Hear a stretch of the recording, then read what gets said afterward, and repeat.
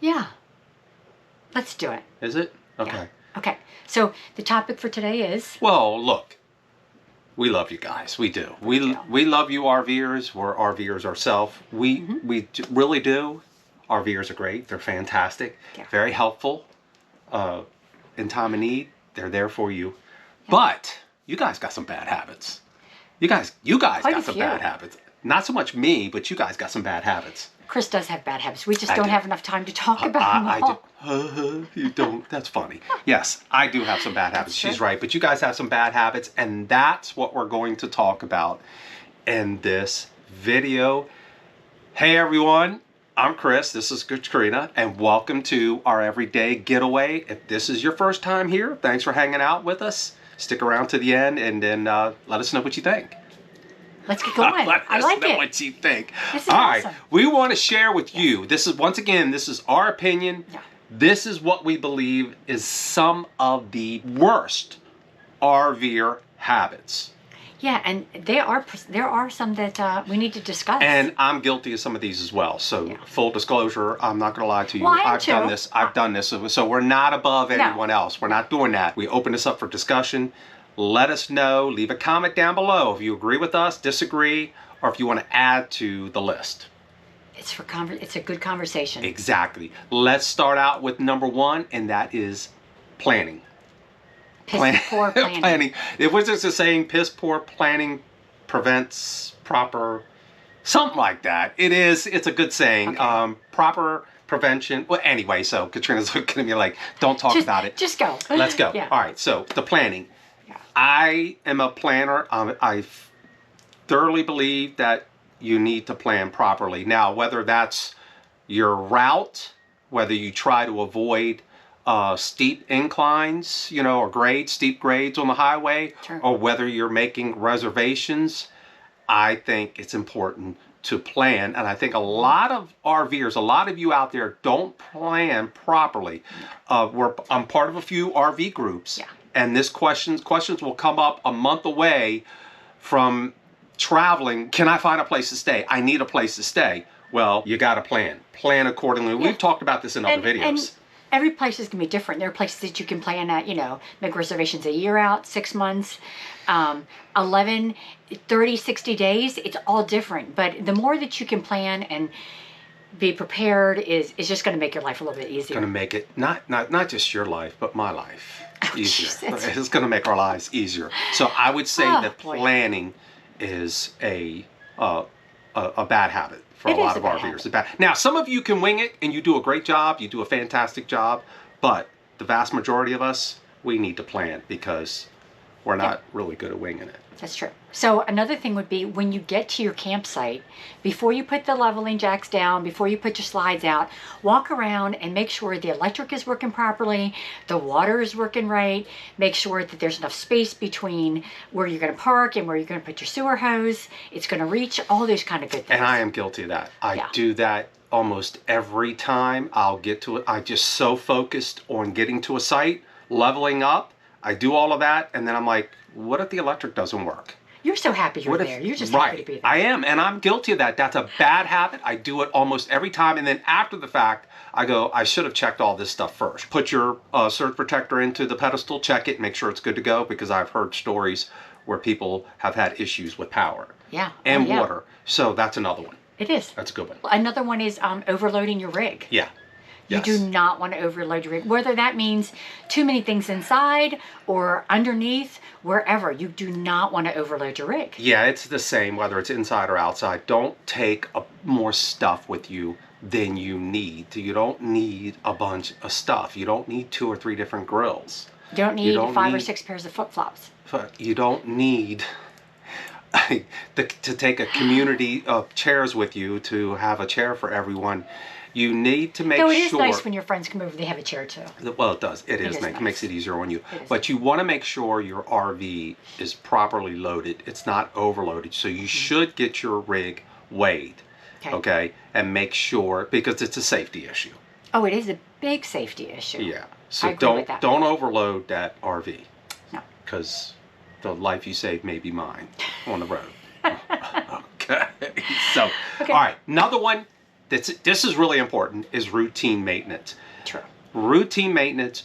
Do your maintenance, whether it's from the tires, checking your tires and having the tire pressure monitoring system, which we suggest doing, and also getting your regular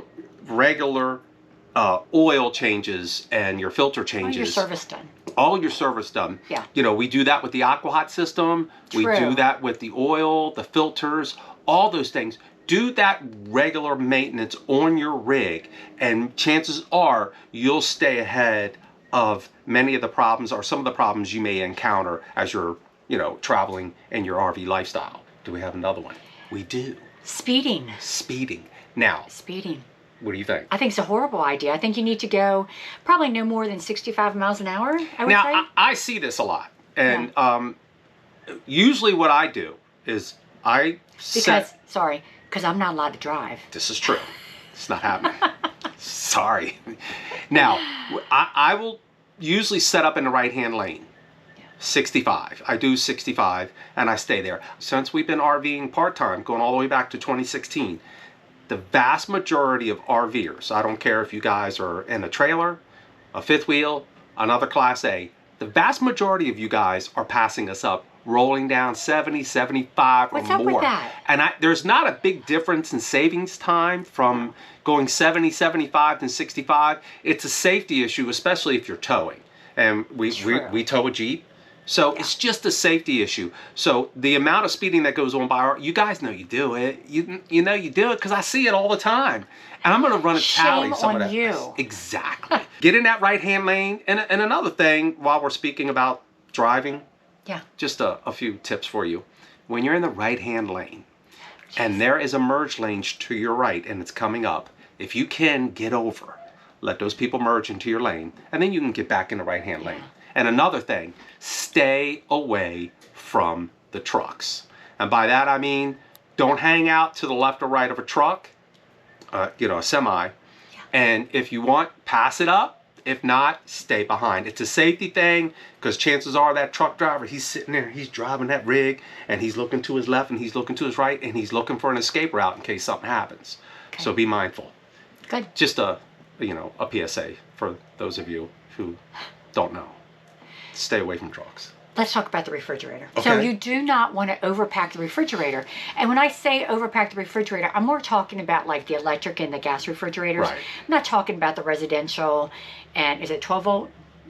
The residential, 12 volt, and gas and electric. Right. Yes. So I'm talking about the gas and electric. Right. And pretty much if you've had one or used one before, what you need to know if you don't know already is you need to make sure there is airflow all the way around the refrigerator, even in the back.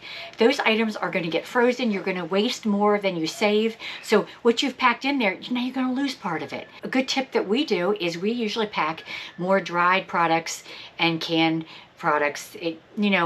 And then we buy the cold stuff when we need it. Exactly. Is it ideal? No, but... Well, what happens is you have this usually it's a smaller refrigerator, and you're like, oh my God, I got to get stuff in there. So you try to cram everything in there. Yeah. It's understandable, but you're actually hurting the overall service of the efficiency of the refrigerator because you want to keep that area. So a bad habit is just stuffing everything now. And that's the freezer too. Here we have the residential refrigerator, so it's not an issue. So it's a bad habit stuffing that gas and electric. Yeah, you got to stop that. Cram it all in there. It's not a good idea. Yes. Now let's go to an opposite end.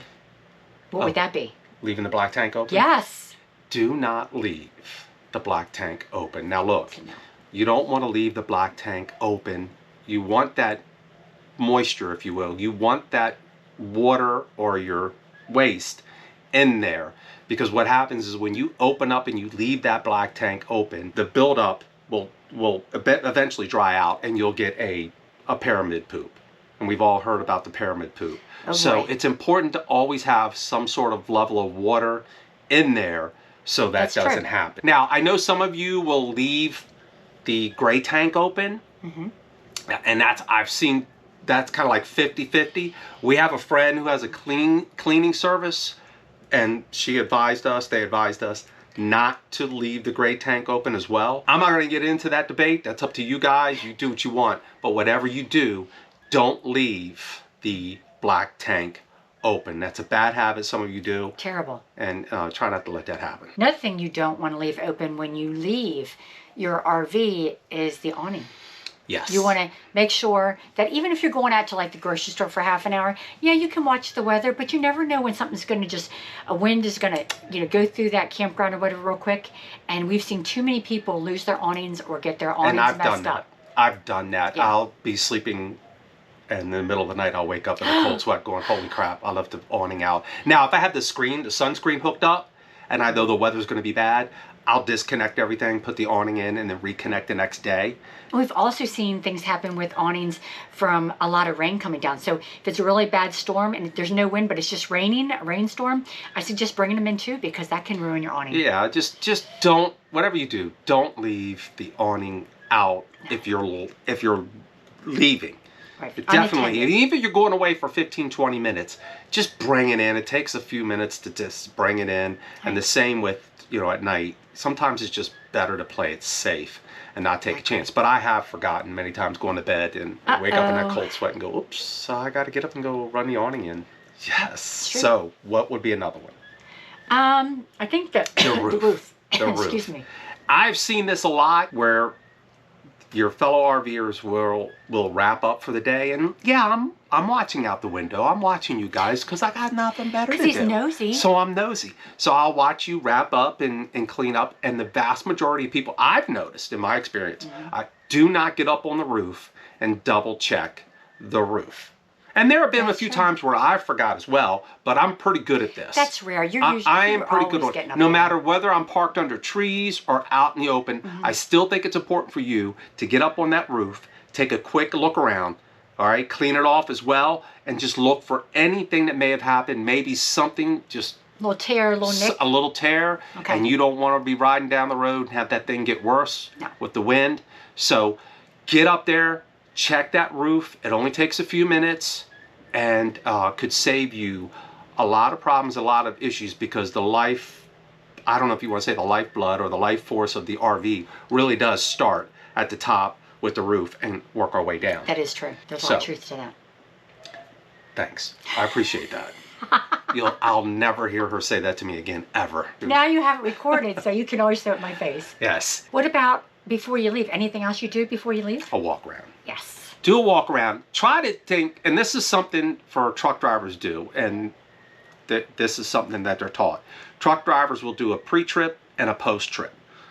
And really, if you're an RVer, you should do that. I don't care if you're in a van all the way up to a large fifth wheel.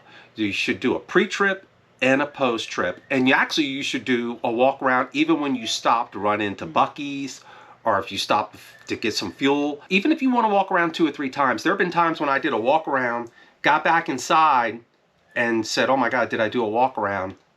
And I went back out and did it again.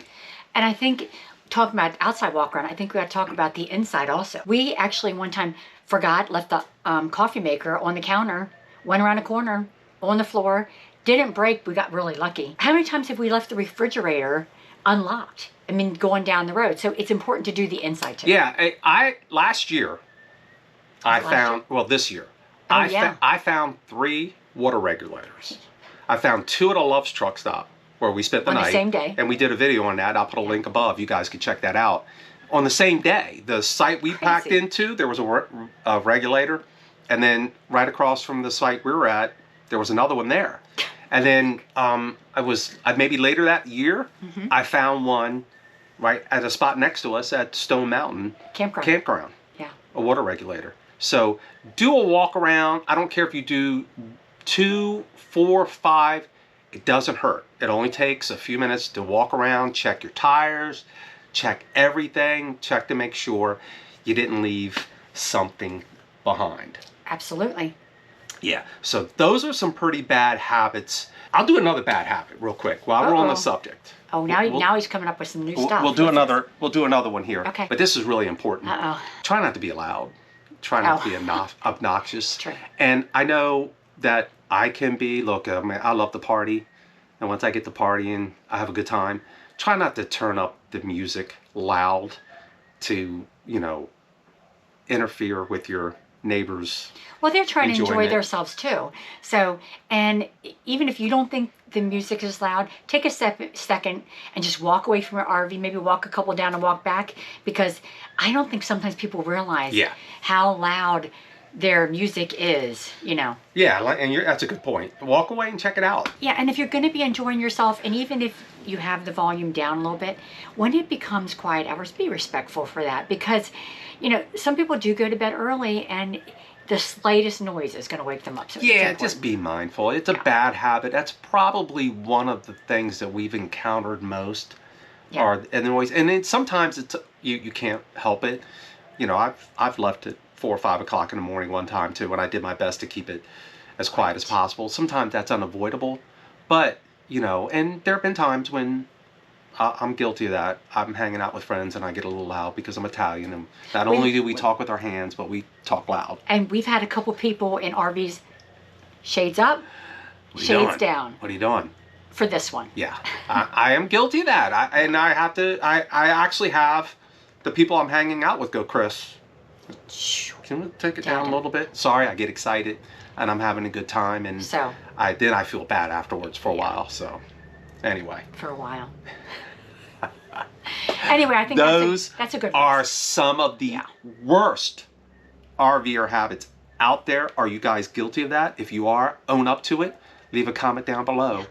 Let us know. If you're something you want to add to the group, leave a comment down below. Tell us what you think. If we're wrong, man, if we're out of line, you know, leave a comment down below. Just be respectful. Don't be too hard on us. And if you've seen us out and about and we did something that irritated you, make sure you correct us. So if I'm loud and we're hanging out, just come over and go, Chris, keep it down. Tone it down, buddy. Your inside voice. Is that what they say? Yeah. All right. There you go, guys. Those are some of the worst RVer habits. If you guys like this video, please give us a thumbs up. Yep. If you agree or disagree, once again, leave a comment down below. If this is your first time here and you enjoy the content, you enjoyed the channel, and you enjoyed me, I don't know about her, please consider subscribing to the channel. And Katrina and I are doing our best to just give you some really helpful, insightful information. And remember, hashtag positive RV living. It's important for all of us to stay together. We the RVers, let's stay together, let's stay united, let's support one another. Community united. I mean, come on. Yeah, we're a community, and let's continue to help each other out and try to cut down on those bad habits. There you go. There you go, guys. I like it. All right, guys, thanks for joining us. Until next time, we will see you. You guys take care.